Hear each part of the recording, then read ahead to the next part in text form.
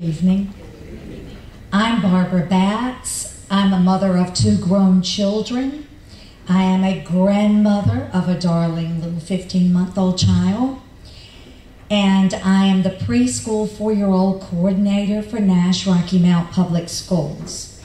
I would be remiss if I did not stand up here and say the partnership with our school systems and our Downey's Partnership for Children is valuable. It goes without saying tonight that we know Smart Start is valuable, Work 4 is valuable, and relationships in our community are very valuable.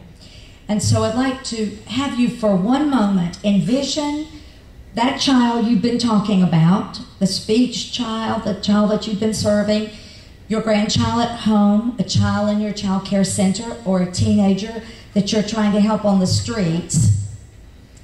And then take that vision and cut it up with scissors. Just cut, cut, cut, cut, cut. You know what happens? Some of the pieces fall on the floor, some of them fall in the cracks, some of them get lost and they can't be found again. How long does it take to put back together that picture with the lost pieces? Some things never get put back together again. So cut, cut, cut won't do it. But we can't talk about that time that it takes to put those missing pieces back together, or the time to go find that valuable piece. We don't have that kind of time. And so tonight, I would like to challenge you. You know what the cuts are that you can't afford to have happen for children, youth, adults. We are here tonight because we have a belief. But we cannot sit here in this room and be self-contained with that belief. We have got to write our legislators. We have to email. We have to go. That's a wonderful thing. We went for Tuesdays for Tots and we were there. And everybody up there is busy and they've all got a goal. But they said to us, if you believe in raising revenues, you have to come up there and tell us.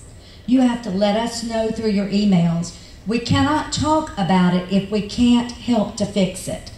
And no matter what your belief is, the sin tax or a tax on increasing sales tax, just let our legislators know that we have a hand and a voice and we support them, and this is how we'd like for it to be done. You know, Humpty Dumpty. Lots of child care teachers know about Humpty Dumpty. Humpty Dumpty sat on the wall and he fell off. And nobody yet has put him back together again. This cannot happen to programs. He's still off that wall. So show you care, show your beliefs. Help Angela in what she's doing by using the tools that we have to be good citizens of North Carolina. Support Downey's Partnership, support our school systems, and let's go to Raleigh. Thank you.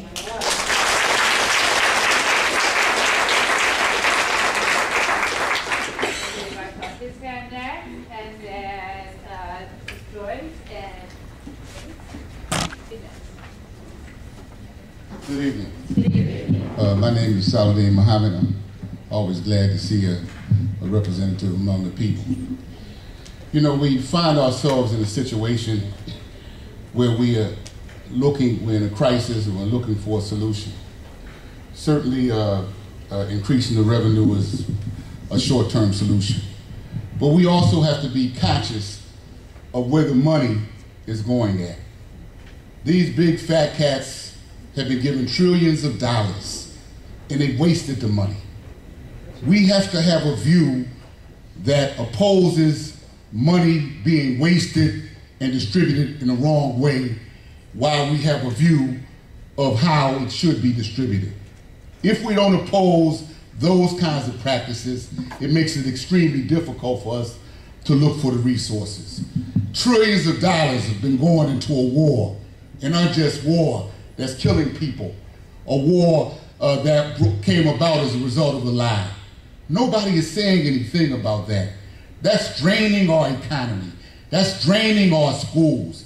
And that's a major aspect of the economic crisis that we're in. We have to have policies that are prepared to tax these big corporations.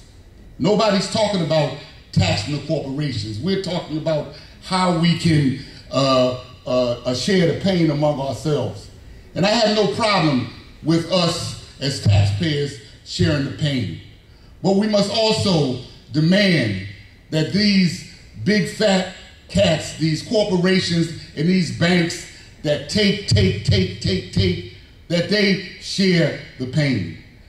Children cannot survive in a society by themselves. We need Smart Start and everything else. But children cannot survive when their parents are not working. Smart Start cannot be effective if their parents are not able to reinforce their effectiveness, to give them confidence and strength, to prepare them to go out and face the world. We must take a stand on employers that we provide incentives to, that come into our area, that milk and drain all of the profits in order to expand nationally and then pick up and leave. That lay off workers who worked for 20 and 25 years and give them no recall rights, so when the economy gets stable again, these workers come back to their jobs and have some stability. We have to have a program that's more comprehensive, than just increasing revenues. We certainly need to have that. But we must have a program that talks about the communities being in control of these schools. Not just appealing to a legislator, you understand, to do everything, but also to organize ourselves to be able to exercise our power directly on the economy, on the society, in order to force the kind of changes that are desperately needed. Many of us will say that we will die before we allow our children to die or not to be educated. But are we prepared to challenge these corporations? Are we prepared to fight desperately for policies, that are controversial, that need to be established in order to make changes? Let's not say that we will do anything for our children if we're not prepared to stand up against those forces who are our bosses, who tell us, you understand, no, no, no. You can't get off early to go see your child who's sick.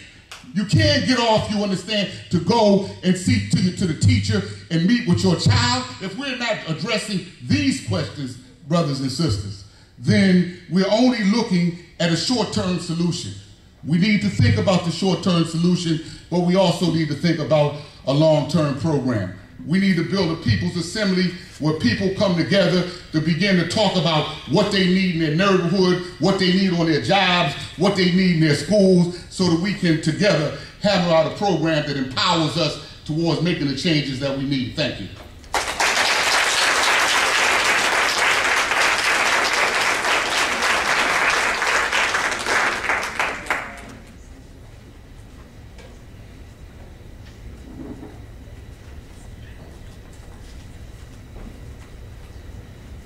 Good evening.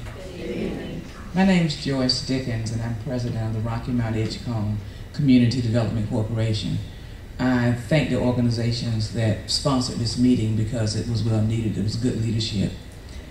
I stand in support of community economic development, workforce development, and job training. Programs that develop affordable housing, create jobs, economic development activities, and work to stabilize communities and neighborhoods. As you look at our neighborhoods now, based on a lot of reasoning, it's turning into boarded up houses. Just around the corner on Rose Street, nearly every house around there is boarded up, and businesses are closing. The work that I do at the Rocky Mount Edgecombe CDC and other CDCs in the state is work to combat this economic downturn. We're doing a whole lot of foreclosure prevention counseling, creating jobs and safe, decent, and affordable housing. We are trying to create other entities like the successful Edgecombe County Business Incubator that we developed that now employs 220 people. Human services programs are needed to provide services that strengthen society and human families. Let's explore other ways to balance the budget, not on the backs of children, the elderly, families already suffering from the loss of jobs and the loss of their homes. Thank you.